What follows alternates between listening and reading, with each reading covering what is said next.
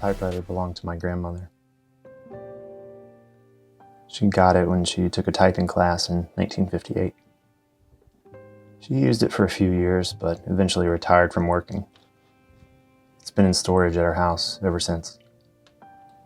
When she died a few years ago, my dear friend Aaron, unbeknownst to me, got a hold of it from my dad. Aaron fixed it. He then gave it to me as a birthday gift. What a wonderful friend. Really nice piece. It was very well executed. The fact that it was all just this very simple setting. You got the one guy in frame with the typewriter and this really nice spoken word happening. And we see him typing close up. We get a little action in there. The editing was really good. And it just basically it was kind of just this visual poem, almost just kind of giving us this message of encouragement, and it is nice to connect to things like this, because he's talking about journaling, but really the focus is on the typewriter more than what he's writing about, because the typewriter was his grandmother's, his friend, and this wonderful gesture of love got it fixed and gave it to him, and this whole thing of typing on paper, just the object itself and the act of creation with it is a very meaningful thing, and we're seeing that in what he's saying, and just in watching him type on it, So great job on this piece all around. Everything about it is really nice, very well done, very well executed, and it got me thinking. So there you go. As someone who loves their own typewriter very dearly, I thought this really brought me to that point of flow where you're in the act of just typing away with that ubiquitous sound of the click clack. That's very satisfying. I think this felt very personal and is that one-to-one experience that you have on a typewriter with the really close-up shots of the face, the sound of the typing, and that very intimate narration that almost narrates the sound inside your own head as you're about to be talking to a stranger through the act of creating. I loved this movie. I love typewriters. I actually own two. And so to just take a second to explore the journey of this typewriter, how it got into this writer's hands, and how he used it during the pandemic, was beautiful. It's such a simple film, and yet it's so profound. It makes me want to write every day. It's so beautifully shot, so beautifully edited. The writing is great. The answers to the questions are on point because the direction is excellent.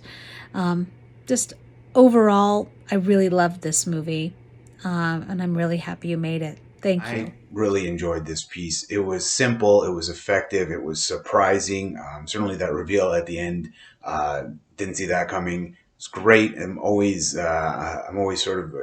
giggle when that line shows up anywhere. And I think they just did a great job at really subverting expectations here and throwing that out. Just really smart. Bravo. Good little piece. Well done. Really enjoyed this. I think that the last year, 2 years-ish, roughly, we're getting close to 2 years, has had a profound impact on people in ways that I don't think anyone could have expected. And I think that now we're kind of getting to this place where we're discovering things that we didn't realize had happened along the way. And him having this typewriter that he can use and that he can use to help with how he's coping with the pandemic and COVID and what his particular situation was like. And I know plenty of people that got into journaling, got into writing, had to find some sort of clarity and something that worked for them personally, of kind of grounding down, unplugging, because when we had such limited access to socializing, to moments where we naturally would put our phones away and just interact with people, whether that was at work because you don't really have your phones out during work, you're talking to your coworkers, whether that was like actually just socially going out to dinner with friends or meeting up with friends or dating or whatever else, because all of that wasn't available or wasn't widely available or had all these restrictions on it. I think a lot of people got lost in technology a little bit, and technology has been great during this, the pandemic with, finding more connection where we could get it, but it definitely also has this drawback of now people need to carve out time in their day that doesn't have technology in it and have to work a lot harder for that than we used to before. And so I think that this is A, such a great message, and B, a great way to honor his grandmother, but also like how he's coped with the I think pandemic. that it's solid.